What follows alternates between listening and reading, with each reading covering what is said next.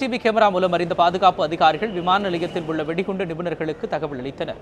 இதனையடுத்து மோப்ப நாய்களை கொண்டு முதலில் சோதனை மேற்கொள்ளப்பட்டது. பின்னர் வெடிகுண்டு கண்டறியும் கருவிகளை கொண்டு வெடிகுண்டு நிபுணர்கள் சோதனை மேற்கொண்டனர். இந்த சோதனையை முன்னிட்டு 100 மீட்டர் இடைவெளிக்குள் பொதுமக்கள் நுழைய அனுமதி மறுக்கப்பட்டது.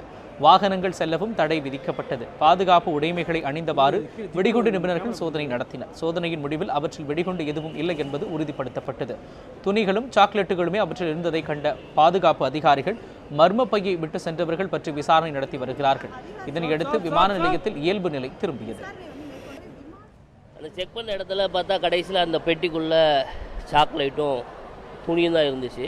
அப்புறம் அந்த நேரத்தில் எல்லாம் ஓகே ஒன்றும் இல்லை அப்படின்னு சொல்லிட்டு மக்களை வந்து சமாதானப்படுத்தி அவங்க வேலையை அவங்கவுங்க போயிட்டாங்க. நார்மலாக ஆகிடுச்சு.